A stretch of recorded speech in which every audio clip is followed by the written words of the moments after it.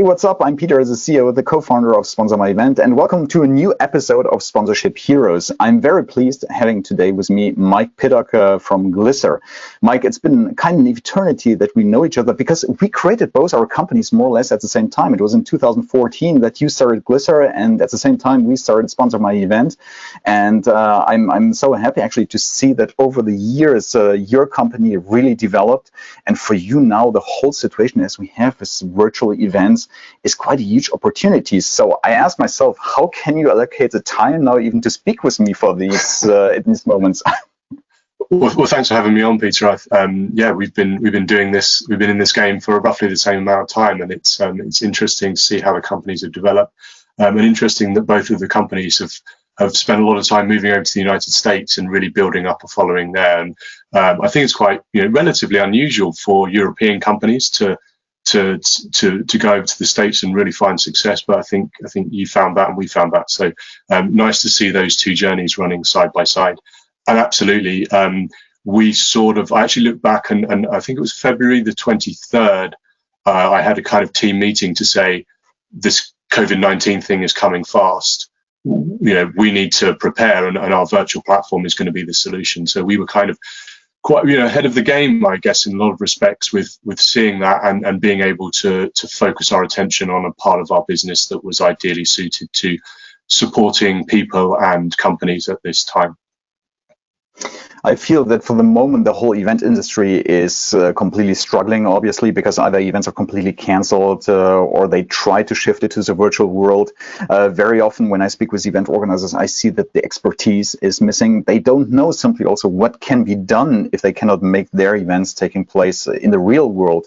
And I have the feeling that it's for us as event professionals also, it's our goal and also our duty to educate the people, to provide them also solutions.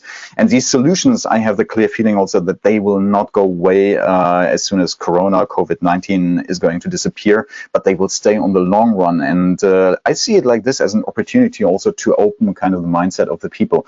But before we dive into the topics, what kind of solutions we can provide, tell us a little bit more about what Glisser exactly is and what you're doing with your solution. So Glisser is an audience engagement platform that uses audience participation to increase their sort of attention, and it also gathers audience analytics. So by getting people to participate during live sessions, whether that's asking questions, voting in polls, gamification, Twitter and other social, what you're doing is bringing them into the conversation, allowing them to participate rather than just sitting passively. And at the same time, every time they touch their screens, they're giving you a little piece of information that gives you insights into what they're doing, how they're feeling, and whether they're actually engaged with your event. And when we set up Glisser, it was initially designed to be a pure in-room experience. So mobile first, have the audience get out their phones, log into a web app, and interact with the presenter. The other piece that we do is the live slide sharing, so they can actually get the slides in real time, take notes against those slides, hit the download button at the end of the session, get the slides sent to email. So it was designed for that room experience and trying to create a more engaging way of presenting. But then a couple of years ago, we started having clients talk about hybrid meetings and saying, well, actually part of my audience isn't actually in the room. So can we somehow connect this with video so that they can both participate, but also see the presenter and hear the audio of the presenter, even if they're a million miles away. So we integrated at that point and released a product called Glisser Live. And Glisser Live is that virtual hybrid platform that incorporates the core Glisser product, but adds to it a video and audio component. That means you can perfectly integrate if you have, for example, at the conference, there is a video team and they can provide you, for example, a video feed. You can integrate it perfectly into Glisser and put everything together so that you have an all-in-one experience, isn't it? Yeah, exactly. So we can just take a video feed from any of the major hosting platforms. So whether that's YouTube Live, Vimeo, Facebook Live, Zoom. As of this week, we're adding Microsoft Stream. So we take that video stream that just has a unique URL, and we can bring that into the Glisser platform. If you switch that feature on, that means you can share that video with a desktop, a mobile, an iPad, alongside the audience engagement elements and the live slide sharing. And so for a hybrid event, you generally, the people in the room wouldn't be watching the video because they can see the presenter. The people far away watching on a desktop would have the video on because they obviously can't see the presenter physically. So let's talk a little bit about, because you were speaking already quite a lot about virtual events, but also hybrid events. I think we should still explain a little bit what are hybrid events and what are virtual events. Can you just give an overview how you see these things? Yeah, so probably the best way to think of it is traditional event, let's call it an in-person event or an in-room event. There are people going to a physical space, and in that physical space, they have a presenter, and that presenter they can see and they can hear. A virtual event is an event where there is no physical space. They are joining online, and so the visuals of the presenter and the audio needs to be provided by, say, a video streaming service. A hybrid event is a mix of the two. So some of the audience are in the room, some of the audience are remote, and you want to deliver a solution to both of them at the same time. So the ones in the room can see the presenter, you've got to provide the video feed for those that can't.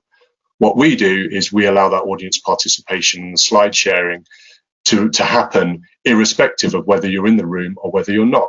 So it's all going into the same platform, the data is all going into the same place. Somebody asking a question remotely can go up on the live question board in front of the presenter in the room, just the same as if they were asking that question physically in the room. So it's a blend of the two. And I think that's where we started with the product. Obviously now, where we're all kind of confined to our bedrooms and other desk spaces and so on, at the moment we're in a phase where it's very, very virtual. There's not a lot of hybrid going on right now, but I definitely believe as we come out of this situation, people will have learned from this experience, and they will definitely be more encouraged to look at hybrid as an option going forward. The question that I asked myself right away, for what kind of events would Glisser be suitable? I have the feeling that it's really focused for everything which is conferences. You mentioned also slide sharing, for example. So obviously someone where you have a presenter, where someone is presenting certain slides, whether it's an audience, or is it also broader that you can use it also for other kind of events? Yeah, so I like to break events down, not whether they're kind of conferences or exhibitions and so on. I kind of like to break it down into what the event's trying to achieve. So I typically talk about an event either being used to sell or promote stuff, for the event being used for networking purposes, the event being used to train, to teach or educate people. And then finally, we can have events that are entirely about brand. They're brand activations and they're designed to promote a brand and make it look great. Most events have a blend of those things. And depending on that blend, there's an appropriateness for Glisser. So in particular, events that revolve around learning, training, education, teaching, communication, because they tend to be those that are where the presentations are dominant, the speakers are dominant. It might not necessarily be a PowerPoint presentation, but it might be, say, a speaker panel, or it might be a fireside chat. Anything where people are sitting facing a presenter or somebody on stage. For me, that's kind of a teaching event.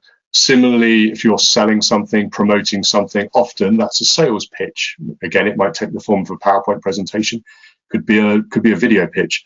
But those events that have a sales element, again, Glisser provides a great mechanism for that. If your event is primarily networking, that's not a piece we do. We've always focused on the kind of the in-room presentation experience, the bit where everyone's facing the same way. So we would bring in partners which do dedicate themselves to providing networking solutions, and we can integrate with a number of partners to deliver that component if that's what you're after. So kind of the weighting of the event helps determine where Glisser is best placed. Well, anyway, I have a feeling that replacing the networking experience and transport it to the virtual world is something which is possible, but it's pretty tricky, and that's probably one of the main reasons also why conferences also in the future will still exist in the real world, because this one-on-one experience, speaking with the people directly, feeling their interactivity, is still quite difficult to replace. That's why probably we're going to go also for a lot of hybrid events now in the future, but let's talk about the future also a little bit later. You mentioned before brand activation also, and brands, as we are with Sponsor My Event, obviously working with a lot of sponsors who for the moment especially also have to put everything on hold. I see an enormous possibility also for brands to have a very good visibility through virtual events. What can be done actually to provide event organizers with the right sponsorship activations through a virtual world like Glisser, for example? Do you have anything built in your application already? Yes, I think that's a really good question. I think one of the first things that we sort of ask, and we get asked quite a lot, is how do we differentiate ourselves from something like GoToMeeting or Zoom or the things that everybody's suddenly using because we're all working from home. And those are great products and they deliver an amazing solution for certain requirements, relatively small requirements, where there's a need for a lot of back and forth interaction like we're having here. But they're also they're kind of, it's like a telephone call taken to the 21st century. There's not a lot of brand around that. There's not a lot of creativity available. And so where we operate, you can bring in your brand, you can bring in your graphics, you can bring in the beauty of your slides that are presented in the correct way rather than kind of a clunky screen share. So we definitely operate in a place where organizations are wanting to create a more polished feel, which will be appropriate for brands and certain events that they're running, particularly if they're sales events or internal comms or brand activations. So first things first, I think the platform of something like Glisser gives you more creative options than simply running a screen share or a webinar. Secondly, we've actually looked at some of the things that we can do for sponsors and have just released features relating to this. So let me try and explain this because it might be a little bit complicated. But if you think about an event, you have an event, it has a number of days, it has a number of rooms or streams, and then within those streams, you would typically have presenters and presentations and sessions and so on. So you construct an event agenda like that. At the same time, a traditional event may have trade booths and people wandering around an exhibition. Now, those sections aren't really defined by an agenda. You can go and visit those booths at any time. So what we've just built is the opportunity to, rather than have a strict agenda, to put content into areas within Glisser that aren't bound by time. So what that means is you can actually create sponsors areas, and into those sponsors areas, your sponsors are able to do things like brand it up. They're able to put in videos. So a great way of doing this is a 30 to 1 minute video, which could be a beautifully designed marketing video, or it could be a really open, honest, straight to camera pitch from a salesperson saying, here's what we do. If you'd like to find out more, click through, you get all of the brochureware, you might get a presentation because that can all be hosted on Glisser. And the other thing you can do is data gathering.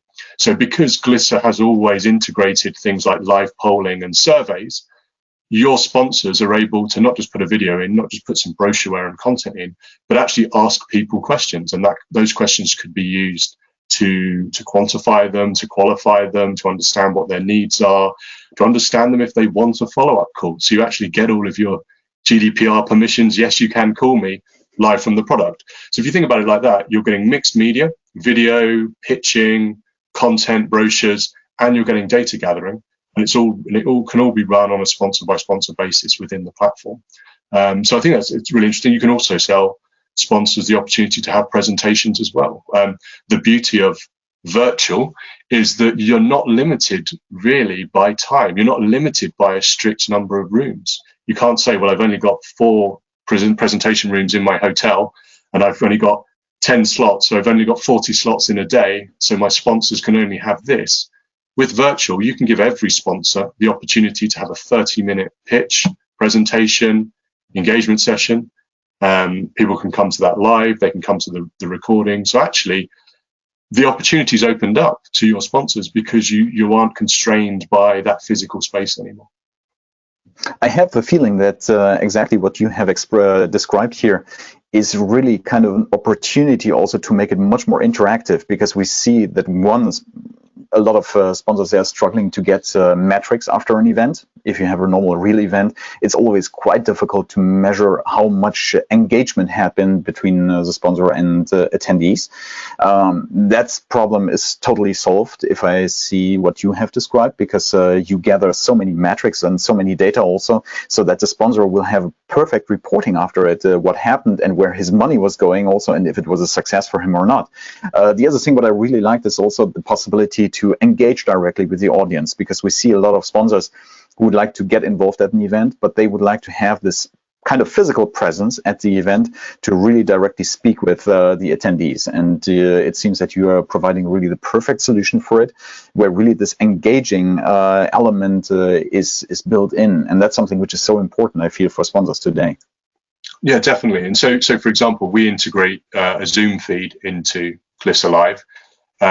You could easily have a sponsor who has their own Zoom feed connected into the event, and they could be available for 12 hours if they wanted to sit there for 12 hours. And then people who are coming into the virtual event could just go into that room and it would join the Zoom feed automatically.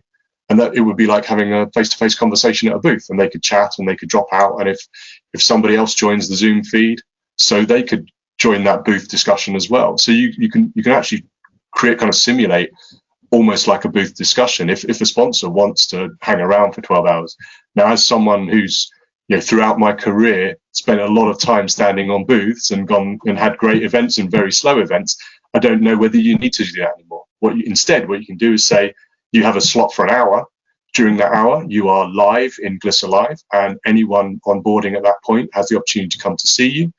They can chat to you over the Zoom. They can download your content. They can answer a few quiz questions for you if you want to gamify it, or they can answer some survey questions to qualify themselves out. And the sponsors will get all of that data, because everyone in Glisser we can onboard with an email address or some other ID, and every action they take, where they move around the event, which presentations they download, which questions they ask, the surveys they complete, all of that data is obviously stored in the database and can be made available to sponsors. Well, that's a huge asset, I would say, for every sponsor, because they need to do the reporting afterwards. They need to justify the return of investment, and this seems to be pretty clear here in this case. Can you just digging a little bit more about the metrics that you provide? So what kind of different metrics could you provide, for example, to a sponsor? So you mentioned a couple of, but just to give us a couple of examples also. Yeah, so we take a data point on almost every key press that an audience member makes, or a tap of the screen. So the normal ones are what they answered in surveys, and what questions they asked a panelist, and whether they liked other people's questions. But because we've got the slide data there as well, and we obviously slide share in real time, we can understand what slides they looked at, whether they went back and looked at a previous slide. One of the really interesting metrics for me is whether they wrote notes against a slide, because if someone's really listening to a presentation, and if they're scribbling notes, that suggests to me that they're listening. So if you're doing a sales pitch and somebody's taken notes on 10 out of your 15 slides, for me, that's a kind of metric that says this person sounds like they're interested in my product. So that metric is perhaps more valuable than did they answer a poll. So because it's a passive metric, it's not something which the audience member is saying, well, I have to give you this information. They're writing notes because they want to. That data is interesting to the presenter. One point to note on that, we won't tell you what notes they wrote. We consider that private. So if somebody's writing, wow, this presenter's terrible, we're not going to tell you that that's what actually they're writing. But generally people don't take a note like that. If you're taking a note, it's because you're trying to remember something. You're trying to recall something, so you're more likely to want to buy that product if someone is presenting to you. So that's a useful thing. The other piece that we do is we wrap up all of those metrics into a single engagement score. So sometimes we hear from clients, wow, you've collected a lot of data, that's just too much. Like, how can I drill this down into what's important? We actually take every touch point and we weight it, and we give it a different weighting depending on how important we see that action. And then we combine that into a single score for every delegate out of 100, and that's their engagement score. That means for every presentation, we can get a score out of 100, which is the average of all of the delegates that attended that presentation. And for every event, we can get a score out of 100, which is every score of every presentation averaged. So you've got a really simple metric, 1 to 100 for every delegate, session, and event, and it's very, very comparable over events, over time, and across delegates and so on. Now, when we speak about hybrid events, how can you bridge the gap actually between the real event and the virtual kind of part of the event? Because that's also something where you also come into play, and you can flex really your muscles, also providing the right solution for it, plus also providing these metrics also kind of for the real world event part, isn't it? Yeah, I think the really nice thing about that is that we can bring all of those metrics into one place and one set of data. So because we came out of an in-room environment where we were totally focused on that mobile experience, we had to build something that was optimized for, varying levels of Wi-Fi, let's say. We had to build something that was easy for people to pick up and just get, because with an in-room audience, you don't get to train them on an app. They've just got to go in, be able to use it and figure it out. So we had to solve a load of those challenges, and we can gather data from in-room really effectively. Then we added in the virtual component, and together they form a hybrid component. So in my mind, we solved the hard thing first. We solved the in-room thing, which is the challenge. We then add in the out-of-room thing, which is actually a bit easier because you don't have quite the same constraints. Having all the data in one place is really valuable because it just saves you time afterwards. You don't have to say, well, here's my data from everyone in the room, and here's my data on a completely separate system from everyone attending virtually. I've got to bring the two together and try and figure out how they merge. You just have it in one place. So it's really good. And I think you're absolutely right. I think hybrid events will be more popular, particularly when we come out of this situation, because I think people will start to try virtual events now. They will start to have good experiences. Event planners will pick up this skill set because they're kind of being forced into it in a little bit, whereas perhaps before they could say, well, hasn't really taken off, so do I need to learn that? I've got other priorities. But in this environment, they learn how to use the technology. They learn how to get creative with the technology. They learn how to get the most out of it. They start understanding the data is really valuable. And at the same time, audience members who are attending these virtual events, perhaps for the first time, well, some of them will start to say, well, actually, that was really good. Introverts in particular may find this style of meeting and participating actually better for them. And so they will be more inclined to attend the virtual element of hybrid events in the future. So you'll start to see that split in the audiences. And so event planners will be able to say, actually, I should be doing hybrid because some of my audience, having gone through that COVID experience, may want that going forward. And so I think hybrid is where, when we get back to normal, I think virtual events will be more popular, but I think hybrid events will be, there'll be a real case for those. And a lot of events that maybe go back to in-room will be considering a virtual element, some sort of hybrid approach. In addition, it's also really beneficial also for the carbon footprint, because we had been always the Greta effect. We had over the last months really very often the discussions, should really conferences take place where people have to fly in 200, 300, 400, 500 people who are going to come by plane, etc. And I feel that also kind of these hybrid events, they will enormously help also to reduce eventually the carbon footprint of events, while also giving the possibilities indeed to those people who cannot travel, who don't want to travel eventually, still to participate. And what you say is also perfectly right, that introverted people who don't want to speak up also, we see it already today quite often at conferences. People ask questions if they have the possibility just to type in their question on their smartphone instead of getting up and speaking in front of an audience of maybe 300-400 people. I mean, not everybody is made for it. So you kind of democratize, I feel, the whole event feeling, and give people, those people who may be not in the situation to participate so openly, give them the chance also to participate. Do you have any hints or anything that you would feel for event organizers what they should watch out, or make sure that there is a certain level of quality which is respected when it comes to creating the first virtual event? I think the first thing is to understand the objectives, what you're trying to achieve from the event, because that really drives the technology that you should be selecting. There's a range of players out there, and they do different things. Some are kind of web conferencing applications, some are full-blown events try to be recreated in a virtual environment, and there are those in between. And I think it's understanding what you're trying to achieve helps you select the right technology. You've got to make sure there's a right fit between what you're doing, what you want the outcome to be, and the technology that you're selecting to ensure it provides that. The other message is, don't just try and replicate the event that you ran in real life virtually. Don't just try and flip it across in exactly the same format with exactly the same agenda and exactly the same timings and so on, because I just don't think that works, because you've got to act differently to capture people's engagement in this environment where they have other distractions, where they're not in that closed space, where they've got other tabs that might be giving them other things to do, or they've got family running around in the background that they can go and see. So you've got to change things. You can't expect just to move everything online in exactly the same format and for it to work perfectly. So things like, shortening the length of sessions. You're no longer constrained by the logistics of moving people between sessions. So it doesn't matter if people get up halfway through one person's presentation and go to another in a virtual environment, because they're not distracting anyone. So you've got that opportunity to not kind of run it in a regimented, right, we start at 9, we have a break at 10, we come back at 10:30, we have a break at 12, we have 4 streams, they all run in. You're no longer bound by that structure. So you can really get creative in how you want to run it. And you've got to think about it as freeing. It frees up the things that you can do and gives you new things that you can do. And there are new opportunities to be creative. Yes, you've lost some areas of creativity. You've lost your ability to dress a room, choose an amazing location, amazing food and drink and all of those things. You've lost some element of the socialization and the kind of informal meeting. But you have other assets that you can use. There's a huge opportunity to use video in a more exciting way.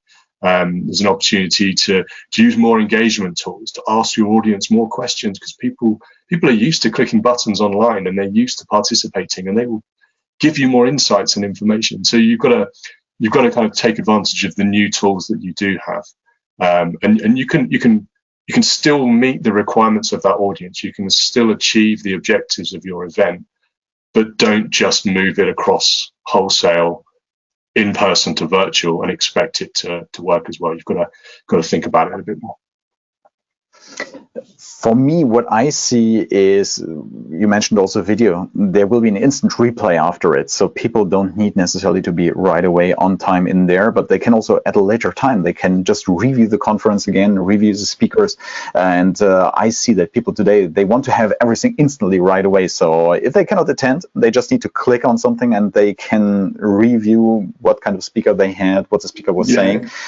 Which brings me also, as you mentioned, also video. With my second company, we're filming since a couple of years. We are filming quite a lot of different conferences all across Europe. And I see that also organizers hopefully will go also for a kind of professional video quality, because it makes a huge difference today whether you have something which is filmed basically on a smartphone, or you have a small video team with 2 or 3 cameras with the right logos built in, etc.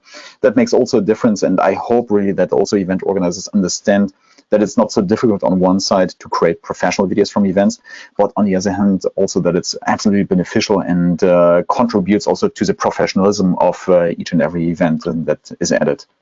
Yeah, and I think that's a really nice option in hybrid events in particular, where you can have a professional crew at the main venue.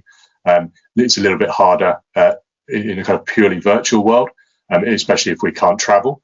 But there's no reason you can't get a video crew to your CEO's house if you want them to present from their house, and it's a relatively safe option. The other thing that I think is really interesting is the idea that you create additional content for your virtual audience, particularly around hybrid. So whilst everyone can watch a presenter presenting through their 30 slides and doing their 30-minute pitch, you have the opportunity, once they step off stage, to kind of do a post-presentation interview, a bit like you would do with a footballer or another sports player. So you can kind of have the logo board up, and you can capture some additional content which feels a bit more informal from that presenter immediately after they presented. And that can be exclusive content for your virtual platform. So the people that aren't actually attending, they can't enjoy the wonderful food and drink, but they can get that extra content which is only for the virtual audience. So again, start thinking creatively about creating that sort of exclusive content and what you can do for the people at home that will make them stick around and make them engage more and add value to them. And I was on a webcast on Wednesday where we were talking about like pricing of events. And it came up pretty strongly that you can charge your delegates the same price for a virtual experience as an in-person experience if you make that virtual experience really, really good and if it delivers on their needs. And so you've got to think about it like that. Can I create content, whether it's video or anything else, that really adds value to that user, gets them to stick around, gets them to interact, participate, talk to my sponsors? If you can do that, then it's achieving the audience members, it's achieving the delegates' outcomes as well. So it's a win for everyone. Absolutely. What I see also is really that you can bring different speakers from all across the world together. They don't need to have to travel. We had recently, for example, we had been asked to make a live stream for a conference. It was more kind of a workshop, but one of the speakers, he couldn't attend in person because he was sitting in South Korea, and obviously he couldn't fly over anymore to Europe. So the idea was simply just to integrate him as a live stream from his video conference system, which is technically also not very difficult anymore, just to mix it together with a live stream that you generate on place with several cameras, plus you add him as a live stream on it. You project it together with Glisser. You could have, for example, added this interactive component. So for me, it feels like everything falls into place now, and there is a combination of the different elements which have been developing over the last years, and now all of a sudden kind of it goes together like a puzzle where you feel, okay, this works together, and we can combine all these elements now. Yeah, I totally agree. And for a lot of event planners that haven't done this, I think the live poll that we ran the other day was 60% of planners haven't run a virtual event before. So the first time, it's obviously going to be a new challenge. And if those planners think back to the first physical event they ran, it's challenging the first time. But you can learn quickly. And I think it's important to make sure that you're leaning on your technology providers to support you, and that's what we do. We recognize that our support is just as valuable as our technology. But also thinking about the new roles that you have and the new allocation of your time. So if you think about that situation you've just described, Peter, you've got all these presenters around the world that are potentially presenting from home. You no longer need to worry about their travel logistics. You no longer worry about a car to pick them up from the airport or worry that they're on time. You no longer need to worry about what they're eating and where they're staying. But what you do need to worry about is whether they've got a good enough internet connection. Can they use the software which provides the feed into the application? So these might seem like extra things to do, particularly if you've got hundreds, if not thousands of speakers. But they're important things, and they mean that you're not having to do a lot of other things that would normally take your time. So it's learning under this new environment, what things do I need to spend a bit more time on and get really right, because they're going to matter to the final outcome, and what things can I just take off my plate now because they don't exist anymore. And I think if one of the first things planners do when they're trying to move into this virtual space is write down what you normally do and then think about what you might have to do in a virtual environment and understand the trade-off in time, that can give you that comfort factor, because you can go, suddenly I'm freed up from booking Ubers, because now I can really spend time understanding the tech. And that's what we're seeing. So there's definitely an upskilling needed, but there's a freeing up of time to enable you to do that. And this is the perfect time for planners to add that new string to their bow. I think that was a wonderful view in the crystal ball to see a little bit what the future will bring. Well, Mike, I think we have come to the end of this video podcast. For me, it was really a pleasure. Now, I would invite everyone to visit also glisser.com to have a look at your product. Typically, I would say that people should reach out to you to ask definitely what they need to do to have Glisser for their event, for their conference, or for everything which is where it's suitable for. So glisser.com is definitely the way to go, and then to reach out to you. For sure, I would be happy also if people would visit sponsormyevent.com, because sponsorship can happen, can take place just as much in the virtual world, opening up, even as we have learned today, many new opportunities, many new activations which are possible, which have not been possible even before. This said, Mike, thank you very much for having taken the time. Thanks, and I was glad that you provided all this information. I can attribute now to you a new title. Actually, now you're officially also a sponsorship hero, because all my guests in this podcast. Do I get a T-shirt? Do I get a T-shirt? Absolutely. Oh, brilliant. I should actually do them. So it's also kind of an activation. So I will think about this and have it sent over to you. That's for sure. Perfect. Yeah, definitely. All right, cool. For all those who liked it, so thank you very much. And please don't forget to subscribe also for our channel. We're going to have more podcasts coming over in the next week. And I think that's something which is definitely going to last, because there is so much knowledge that we have around. And I am very happy to continue this series very soon again. Thank you very much, and see you very soon again.